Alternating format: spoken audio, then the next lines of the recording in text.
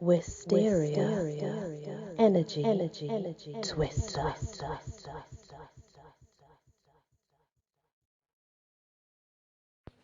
Hello everyone, welcome back to the Legends of Britany and the fairies of Britany in particular. The fairies in folklore. Nearly all fairy folk have in time grown to mortal height. Whether fairies be the decayed poor relations of more successful deities, gods whose cult have been forgotten and neglected, as the Irish Seehi or fairy folk, or diminutive animistic spirits, according in the belief that every object, small or great, possessed a personality. It is noticeable that Celtic fairies are of human height, while those of the Teutonic peoples are usually dwarfish.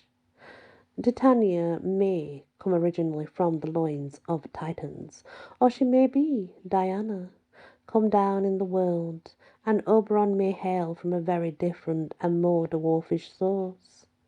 But in Shakespeare's England, they have grown sufficiently to permit them to tread the boards of the globe, theatre with normal humans.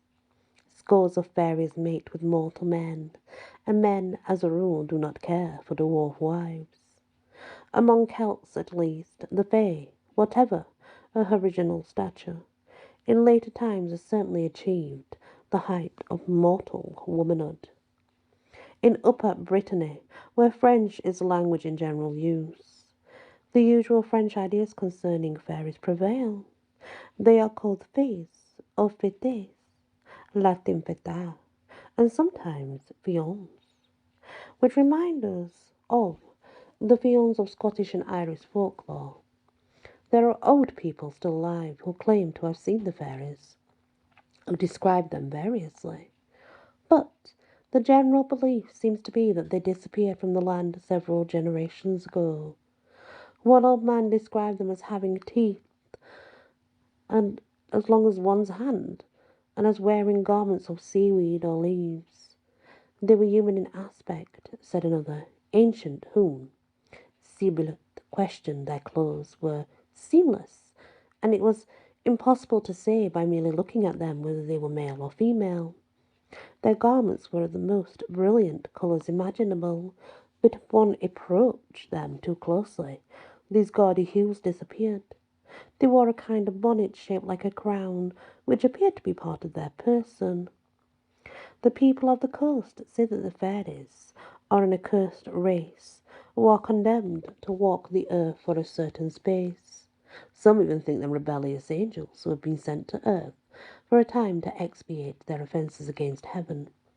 For the most part, they inhabit the dolmens and the grottos and the caverns on the coast. On the shores of the channel are numerous grottos or caverns, which Bretons call hues, and these are supposed to harbour a distinct class of fairy.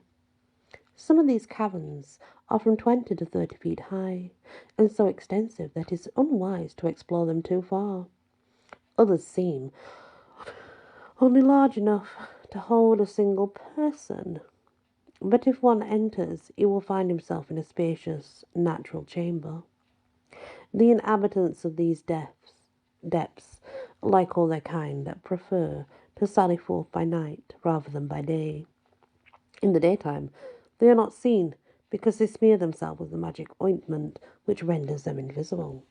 But at night, they are visible to absolutely everybody and anybody whom should come across the Fae. That's an interesting thought. Of course, as you all know, fairies are one of those mythical beings that you either know they are there or you don't believe. I never really met anybody in the middle, but everybody who knows me and knows what I'm like and my beliefs and such. But what's interesting, to say the least, is that they have always been there, even going back through history. They've always been there. There's even fairies in the Philippines. They're just called different names. They're called the dwarfs are called the duende, But to us, they are fairies in the UK. And of course, there's the Aswang, which I suppose you could say are evil type fairies, different types of spirits and beings. But over here, we would simply call them a fairy.